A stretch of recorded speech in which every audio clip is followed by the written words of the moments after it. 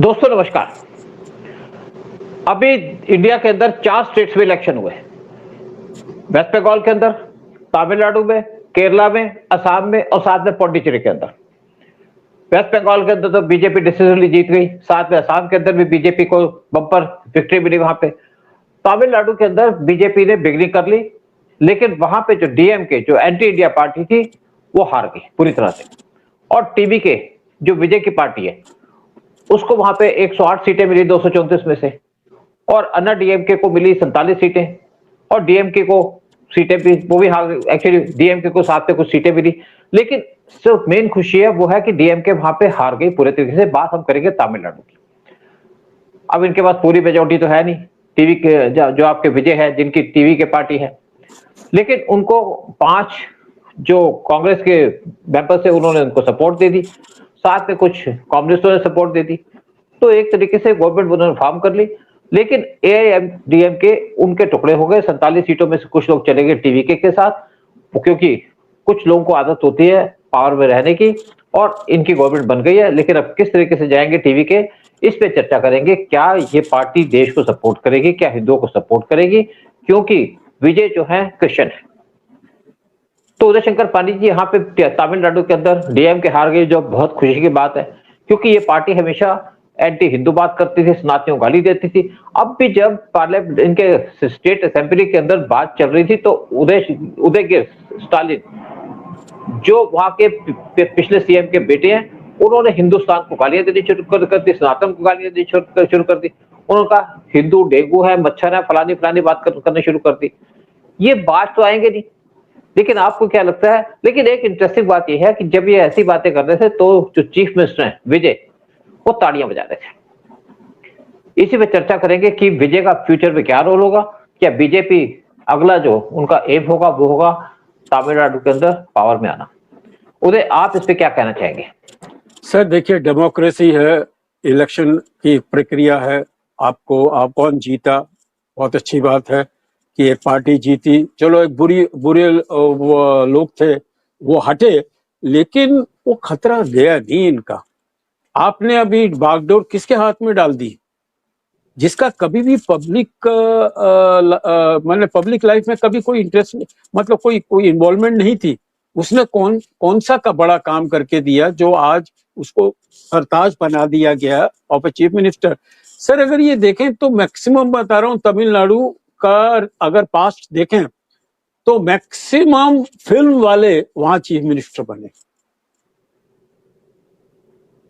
माने वहां एक अजीब सा वहां एक एटीट्यूड है लोगों का of hero worshipping without seeing कि भैया आगे क्या होगा। आपने एक ऐसे आदमी को चीफ मिनिस्टर बना दिया, हो सकता है वो सुधर जाए, हो सकता है उसकी वुमेनाइजेशन से हट जाए, वो उसका जो रिकॉर्ड रहा है, टैक्स नहीं भरता था, उसके केसेस बहुत थे उसके अगेंस्ट में, but he was a popular hero.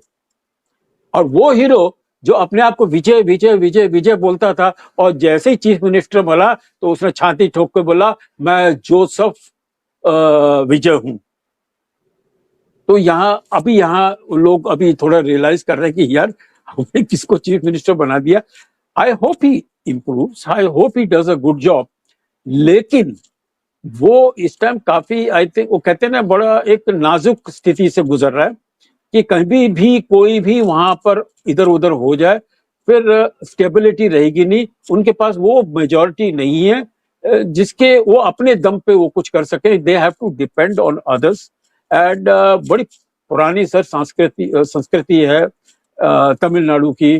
क्या भाषा है इनकी पुरानी, और इनके जो लोग हैं बड़े मेहनती हैं, अच्छे हैं, लेकिन एक कॉम्प्लेक्स से वो सफर करते हैं, डेफिनेटली हैं। तभी वो इतनी हीरो वर्शिपिंग में बिलीव करते हैं। और उन्होंने एक आदमी को लगा दिया, बैठा दिया, और अब देखते हैं। अब बड़ा इंटरेस्टिंग है कि देखिए ये स्टेट का कैसा ये रन करेगा, क्योंकि इसके पास पूरी सपोर्ट है नहीं। ये डिपेंड कर रहा है और दूसरे लोगों के ऊपर, और दूसरे लोग भी कभी भी फिसल सकते हैं कहीं भी। सो इट्स उदय, मुझे नहीं लगता, उदय आपने जो बात की, मुझे नहीं लगता कि लोग फिसलेंगे। देखिए यहाँ पे पावर हंग्री लोग हैं, कांग्रेस इनको सपोर्ट दिए। कांग्रेस की तो आइडेंटिटी कुछ नहीं है। सीपीएम टोटली खत्म हो चुकी है, तो सीपीएम भी इनको सपोर्ट कर रहा है, क्योंकि हर एक आदमी पावर के साथ लगना चाहता है। लेकिन एक बात उन्होंने अच्छी की है, इन्होंने आते एक डिसीजन लिया है कि 717 जो लिक्विड शाफ्ट्स हैं जो टेम्पल्स के आसपास होती हैं 500 मीटर तक, उनको बंद कर दिया जाएगा। और इनका जो एक एडवाइजर है जिसने इनको प्रेडिक्ट किया था, जिससे ये अपने हाथ दिखाते हैं, जिसको हॉरोस्कोप दिखाते हैं, उसने इनको कहा था कि आप यहाँ पे सीएम बनेंगे। ये सीएम बन गए, उन्होंने उसको एक अपना एडवाइजर रखा है।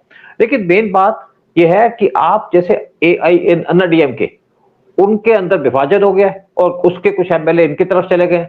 वो आइडियोलॉजी के हिसाब से नहीं गए, वो सिर्फ पावर के चक्कर में गए। तो जो पावर के चक्कर में जाता है, जो भूखा होता है, वो तो साथ रहेगा, वो साथ छोड़ेगा नहीं। देखिए मेन क्या है कि कुछ अन्ना डीएमके के कुछ लोग चाहते थे कि वो डीएमके के साथ अलायंस करे इसको दूर रखने के लिए, लेकिन कुछ इनके साथ जाना चाहते थे, कहते हमारे साथ उनके साथ डिफरेंसेस हैं, अब उनके साथ ही जाएंगे। लेकिन मेन बात आती है कि जब स्टालिन, उदयगिरी स्टालिन वहां पे स्टेटमेंट दे रहे थे असेंबली के अंदर, तो उन्होंने कह दिया जो सनातन धर्म है ये मच्छर है, ये डेंगू है, ये मलेरिया है। मतलब इस टाइप के स्टेटमेंट देने के बाद जो चीफ मिनिस्टर बैठा है ताड़ियां बजा रहे हैं। कॉम्प्लेक्स की बात नहीं है, ताड़ियां बजा रहे वहां पे, चाहे कुछ भी हो।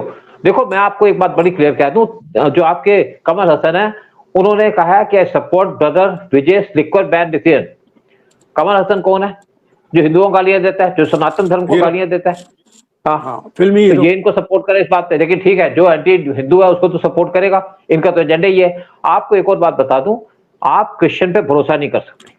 हम कहते हैं मुसलमान पे, आप क्रिश्चियन पे भरोसा नहीं कर सकते, कन्वर्टेड है ये। और देखिए मेन क्या है, मेन इनको हेट किसके साथ है? आप आधे नाम हिंदू रखेंगे, आधे जैसे विजय रखा है, आगे जोसेफ रख दिया, ये आधे नाम हिंदू रखेंगे, आधे रखेंगे क्रिश्चियन के, ताकि इन लोगों को लगे कि ये बड़े सेकुलर हैं। ये कोई सेकुलर नहीं है, ये क्रिमिनल टाइप के लोग हैं। लेकिन ये मुसलमानों की तरह आप पे अटैक नहीं करते, आपके ऊपर गोली नहीं चलाएंगे, आपके ऊपर चाकू नहीं मारेंगे। लेकिन इनका एजेंडा एंटी सनातन है, एंटी हिंदू है। आपको एक और बात बता दूं, इंडिया के पार्टीशन से पहले लाहौर में सर्वे किया गया था, और सर्वे के अंदर वहां पे जो हिंदू थे मेजोरिटी के अंदर थे, वो हिंदुस्तान से मिलना चाहते थे, लेकिन मुसलमान पाकिस्तान से मिलना चाहते थे। लेकिन वहां पे काफी क्रिश्चियंस थे, 10% क्रिश्चियंस थे वहां पे, जिन्होंने मुसलमानों का साथ दिया, मुसलमानों के साथ चले गए। और बाद में जब पाकिस्तान बना तो वो पाकिस्तान में चले गए, उनको सबको कन्वर्ट कर दिया गया। ये इस टाइप के लोग हैं। आप केरला के एग्जांपल ले लीजिएगा, केरला के अंदर जो क्रिश्चियन है वो भी सपोर्ट करते हैं मुसलमानों को, मुसलमानों के साथ जाते हैं, और जो बीजेपी है उसको सपोर्ट नहीं करते, क्योंकि ये भी एक टाइप के जिहादी हैं जो देश से नफरत करते हैं। और आज हम जिस तरह सोचते हैं कि मुसलमान हमारे एंटी इंडिया है, क्योंकि मुसलमान का जो एजेंडा है वो प्रो पाकिस्तान है, लेकिन क्रिश्चियन का एजेंडा प्रो पाकिस्तान नहीं है, लेकिन इनका एजेंडा एंटी हिंदू है, एंटी सनातन है। ये बात यहाँ पे प्रूव हो चुकी है। चाहे केरला की बात लगा लीजिए, तमिलनाडु की बात लगा लीजिएगा, ये जो बनते हैं आकर के विजय विजय लाके चलाते हैं, बाद में जब सीएम बन जाते हैं तो अपने आगे जोसेफ लगा लेते हैं, कोई और नाम लगा लेते हैं। सर इनका देखिए ये कौन लोग हैं, ये वो जो इधर उधर की जातियां हैं जो कन्वर्ट कर गई अपने आप को क्रिश्चियन, वो अपने रूट्स के लिए नहीं हुए, वो कभी लॉयल नहीं हुई। उनको बंगला मिल गया, उनको पैसा मिल गया, उनको ये मिल गया, तो वो लोग ने धर्म चेंज कर लिया, चलो वहां चल। सर एक चीज मैं आपको बताऊं बड़ी इंटरेस्टिंग, इस आपके चैनल से मैं ये बताना चाहूंगा, यही हाल जो आपने बोला पंजाब का आज है, 1/3 पंजाब आज क्रिश्चियन हो गया। बंगाल में तो मैंने सर फिल्म बनाई है, बंगाल में जाके मैं रहा हूं, वहां मैं कह रहा हूं बहुत बड़ी पॉपुलेशन क्रिश्चियंस की है, लेकिन उन्होंने नाम अपने वही बासु घोष, अशोक पाटिल, ये यही रखे हैं नाम, उन्होंने नाम चेंज नहीं किए उन्होंने। तो वही केरल का आपने देख लीजिए, तो ये लोग क्या है, ये लोग एक माने हिंदू धर्म का एक चोला पहन लेते हैं बुद्धू बनाने के लिए, हिंदू नाम रख लेते हैं, they don't change their name, लेकिन उनके मेंटालिटी क्या है, वो कन्वर्ट वाली मेंटालिटी है, वो किसी के नहीं है, अपने बाप के नहीं है, वो किसी धर्म के नहीं है, उनको खाली फायदा चाहिए, फ्रीबीज, एक वर्ड है फ्रीबीज, ये फ्रीबी हैं, इनको जहां से फ्री का मिल जाए ये लोग वहीं खाना खाना बैठ जाते हैं। आजकल क्या है कि हम लोग ये कहते हैं कि हमारे को यार पैसा नहीं चाहिए, हम खाली पेट रहेंगे, लेकिन हमें देश सर्वोपरि है। इनके लिए देश सर्वोपरि नहीं है, इनके लिए वो ग्रेजुअली फिर वो रिलीजन बिकम सर्वोपरि। वही मुस्लिम्स का प्रॉब्लम है, वही क्रिश्चियंस का भी वही प्रॉब्लम है सर। एंड वहां भी मैं देखा, मैं मैंगलोर में गया, मैंगलोर में बहुत सारे क्रिश्चियंस हैं, उनका भी आपस में यही झगड़ा चलता रहता है, वो दूसरे को गाली देता है, अरे वो क्या क्रिश्चियन है, वो लो कास्ट वाला है, मैं तो ब्राह्मण से चेंज हुआ हूँ जाकर, और ब्राह्मण से इसलिए चेंज हुआ क्योंकि उसको एक बंगला मिल गया बड़ा सा, तो बंगला मिल गया तो वो ये सारे चर्च वाले बोलते हैं भाई हम आपको चीजें देंगे लेकिन आप अपना धर्म चेंज करिए, ये धर्म चेंज कर देते हैं और फिर धर्म की तरफ लॉयल्टी दिखाने के लिए ये हिंदुस्तान की सनातन धर्म की बदनामी करते हैं। मतलब आप ये कहना चाहते हैं कि क्रिश्चियंस इंडिया के लॉयल नहीं है, सनातन धर्म के लॉयल नहीं है? सर उनकी कड़वाहट उतनी नहीं है, दे आर बेसिकली फ्रीबीज, बेगर वाली मेंटेलिटी है उनकी, वो खाली मिल जाए तो वो देश को भी गालियां दे देंगे, सबको गालियां दे देंगे, सनातन धर्म को भी गालियां दे देंगे, तो उनके लिए देश पहले नहीं है, उनके लिए धीरे धीरे धर्म पहला हो जाता है। वो देखिए बंगाल का, आप बंगाल का देखिए, वो मदर टेरेसा का हेडक्वार्टर तो कैलकाटा था, उसको तो, और वहां से वो आई थी पोलैंड से, इसीलिए आई थी कि भैया लोगों का धर्म चेंज करे जाते, और उसने थोक के भाव धर्म चेंज किया, लेकिन उन्होंने यही बोला साड़ी पहनना मत चेंज करो, अपना नाम मत चेंज करो, आप अपने आप को हिंदू रखिए, लेकिन जहां मौका मिले हिंदुओं की पीठ में चाकू। और पंजाब की बहुत बड़ी प्रॉब्लम है सर, पंजाब में भी सबके नाम यही है, जो पिछला चीफ मिनिस्टर था कांग्रेस का, ये से क्रिश्चियन, नाम क्या रखा है इससे, चन्नी चन्नी चन्नी चन्नी चन्नी नाम रखा हुआ है। अरे हमारे बंबई में भी मैं बता रहा हूँ, देयर आर पॉलिटिशियंस, हमारे यहीं पर ही हैं कांग्रेस के, सोनिया गांधी को खुश करने के लिए वो क्रिश्चियन बन गए, हजारों लोग हैं बताओ, वो खुश करने के चक्कर में। तो ये तो चमचागिरी में, अरे झारखंड का सीएम भी तो क्रिश्चियन बना सोनिया गांधी को खुश करने के लिए। देखिए सोनिया गांधी इतने साल देश में रही, 1968 में इंडिया के अंदर आई, शादी की यहाँ के प्राइम मिनिस्टर के बेटे के साथ, उसके बाद राजीव गांधी प्राइम मिनिस्टर बना, सारे इनको बेनिफिट मिले, फिर मनमोहन सिंह बने प्राइम मिनिस्टर, तो या तब ये डिफैक्टो प्राइम मिनिस्टर थे। लेकिन सोनिया गांधी की लॉयल्टी आज भी देश के साथ नहीं, यहाँ भी आज कन्वर्शन का काम करना चाहती है, यहाँ पे देश को बर्बाद करना चाहती है, देश को कमजोर करना चाहती हैं, ये एजेंडा है सोनिया गांधी का। यानी कि जो क्रिश्चियनिटी में कन्वर्ट हो उस पर भरोसा ना कीजिए, आप चाहे तमिलनाडु की बात कर लीजिएगा, चाहे केरला की बात कीजिएगा, लेकिन दूसरी तरफ जो सनातन धर्म है चल रहा है अपने रास्ते के ऊपर। और मुझे लगता है कि अगला टारगेट होगा पीएम मोदी का तमिलनाडु।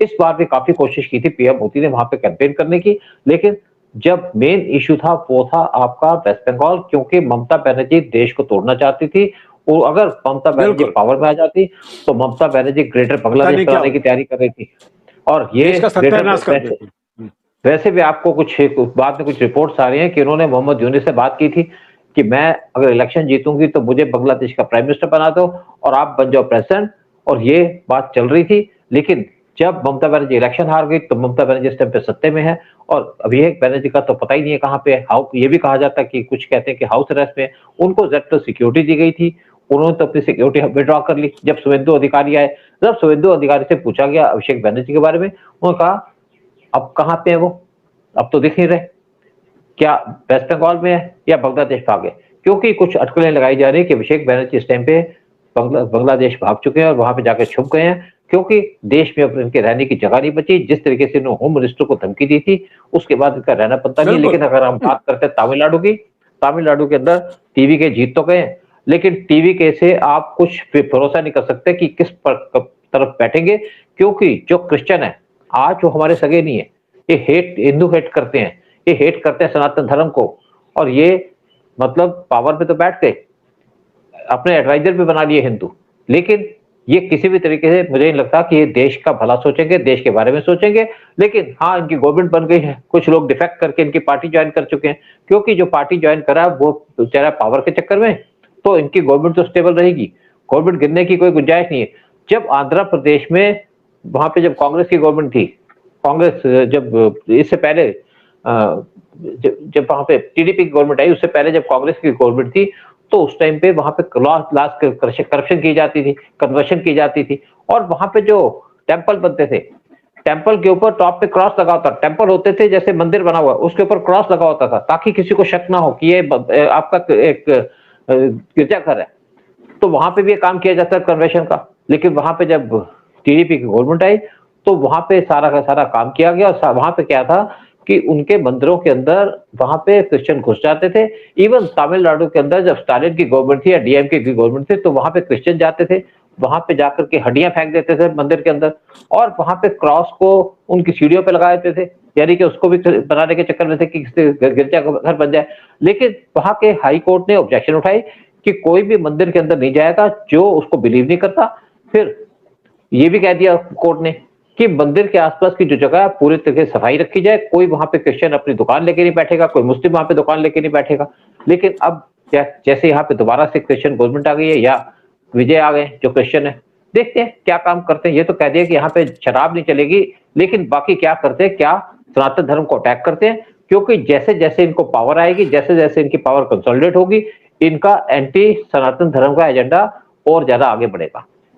सर ये डेफिनेटली मैं बताऊं कि ये जो जो क्रिश्चियंस कन्वर्ट्स है, I call the moderate haters, moderate haters है। इतने वो रात दिन वो नहीं सोचते, वो अपना उनकी रोटी की इनकी प्रॉब्लम रहती है। गरीब लोग हैं जो मजबूरी की वजह से जिन्होंने धर्म चेंज किया जाके, एंड लेकिन वहां जो इस्लामिक जब लोग को देखें तो तलवार की जोर पर उनको चेंज किया, उनको मार के चेंज किया, और उनको फिर हाथ में तलवार दे दी कि चलो तुम्हारे हाथ में दे दी, तुम वायलेंट। सो दे आर वो जो गजवाए हिंद वाले लोग हैं वो बहुत डेंजरस हैं।